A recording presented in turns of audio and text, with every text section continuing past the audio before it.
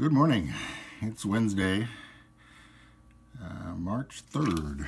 Lovely day out, at least in the Kansas City area. I'm going to make a wide bowl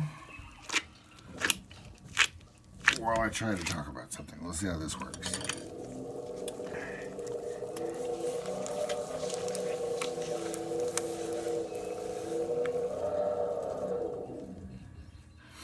So again, this is probably 6 pounds of clay, 5.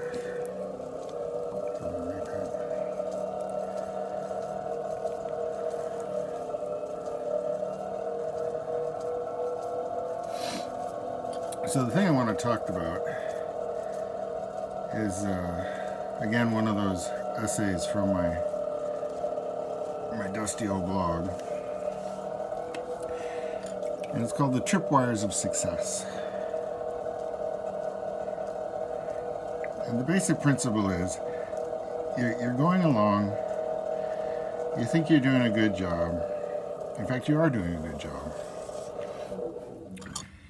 And then, because you're doing a good job, something new comes up.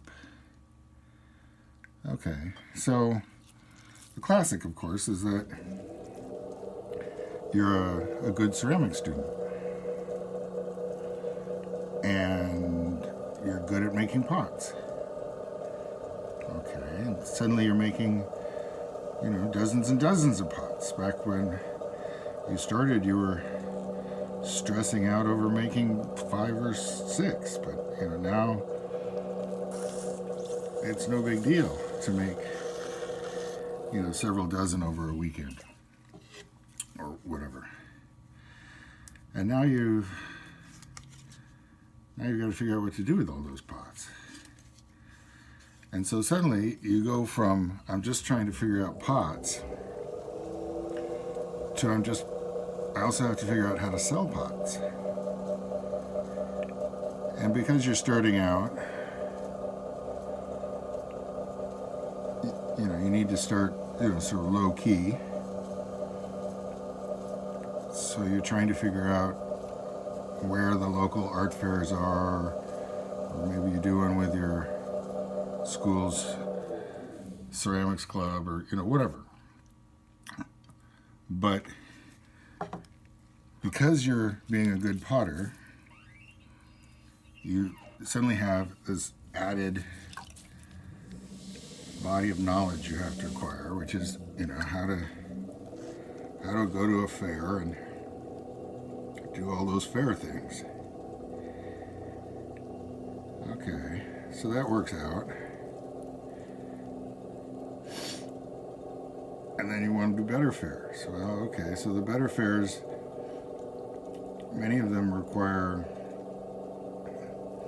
more or less identical 10-foot by 10-foot pop-up shelters.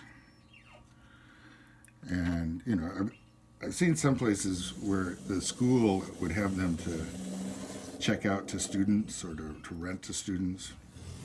So starting off, you don't have to buy one. But eventually, because you have succeeded, because you have been a success, you have this added expense that didn't exist before. You have to figure out how to get your display tables and shelves and business cards and now you've got to do sales taxes. And people want to buy your stuff with a credit card, so then you have to get into, I actually recommend Square, but other people have other preferences. Well, you didn't need to do that when you were small scale or just, selling like a yard sale off your front driveway. And then the taxes come in, and those are even harder to calculate. Suddenly there's record keeping you didn't know you had to do. Like, what time of the day did you drive off to the fair? And things like that. And then, after you get past that stage, there comes a point where you're doing well enough that the IRS is going to insist that instead of paying your taxes annually, you have to pay them quarterly. It's like, what?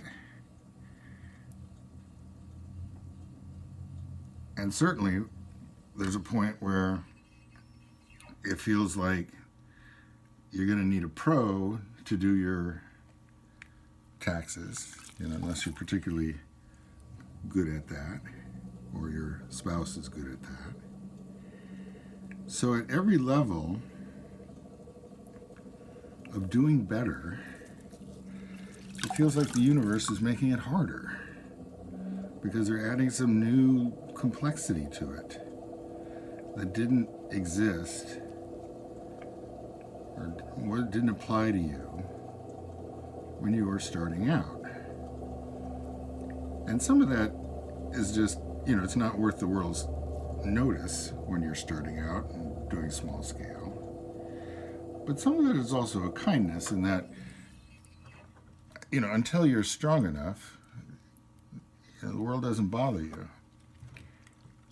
And the punchline of all of this is, congratulations on being such a success.